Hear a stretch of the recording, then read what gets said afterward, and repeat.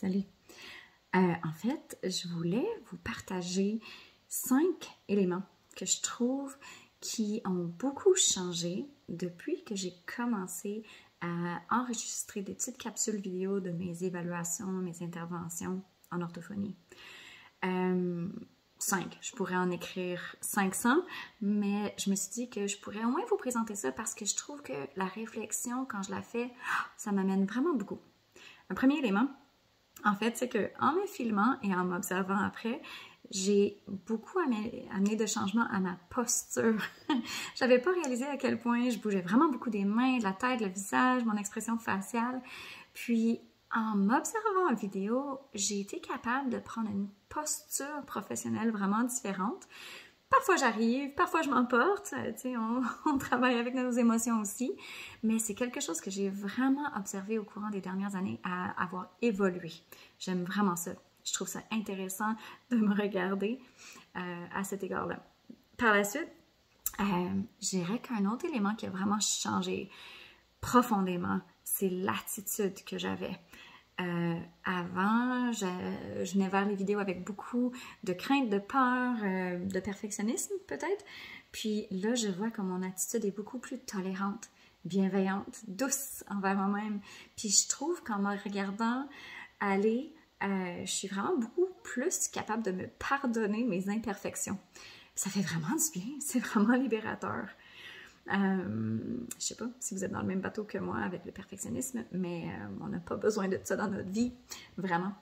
Une troisième contribution positive que j'ai eue en faisant faire des capsules vidéo, c'est mon niveau de préparation.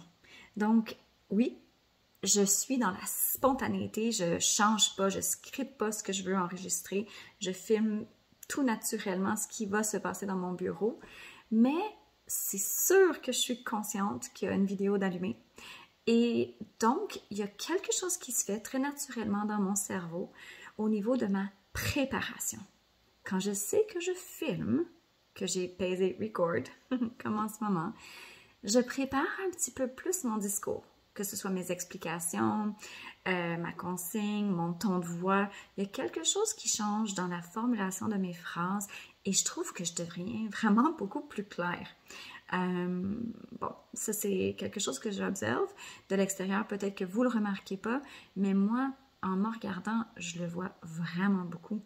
Et puis, je trouve que cette réflexion-là, c'est comme si je disais à mon corps, là, évolue un petit peu différemment.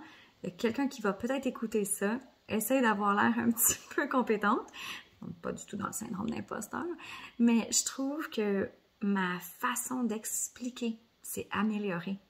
Juste par le simple fait d'enregistrer souvent ce que j'ai à dire. C'est fou, hein? Le quatrième élément, c'est au niveau de la quantification de mes gestes cliniques. En fait, ça, c'est en conjonction avec un outil que je vais mettre en partage. Ça s'appelle le RTSS Model. C'est quelque chose que je vous dis a transformé ma pratique clinique. Et puis, je suis donc dans une attitude différente où je quantifie combien de demandes de reformulation j'ai faites, quel a été mon temps d'attente. Et j'ai comme cette liste d'actes cliniques qui est constamment en train de rouler dans ma tête, que j'ai vraiment l'impression, ah oui, ça a marché, ça c'était bon, ça c'était un moment actif, ça c'était quelque chose de très conscient dans ma façon d'adresser mon patient ou de transférer une information, etc. Donc, je trouve aussi que quand je revise les vidéos, si je le fais, mais juste le simple fait de l'avoir enregistré, ça peut être suffisant, je suis plus capable de dire, ah, ok, ça c'était une rencontre que je peux considérer productive, ou bon, la prochaine fois que je rencontre ce patient-là, je veux faire X nombre de demandes différentes. Et c'est vraiment fou comment ça peut changer notre efficacité clinique. Puis je vous dirais, rien de moins, la cinquième chose qui a changé fondamentalement, c'est ma confiance clinique.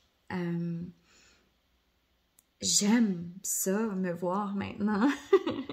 J'aime pouvoir comptabiliser mes bons coups, les coups que j'aimerais améliorer la prochaine fois. Puis je trouve que j'apprends vraiment beaucoup en me livrant à cet exercice-là. Donc, c'était mes 5 éléments pourquoi la vidéo clinique a changé ma pratique. J'espère vraiment vous inviter à suivre dans mes pas, puis à faire le même genre d'exercice. Pas besoin de vous publier, c'est à vous de voir. Juste l'exercice en soi, pour moi, est fondamental. Donc, merci.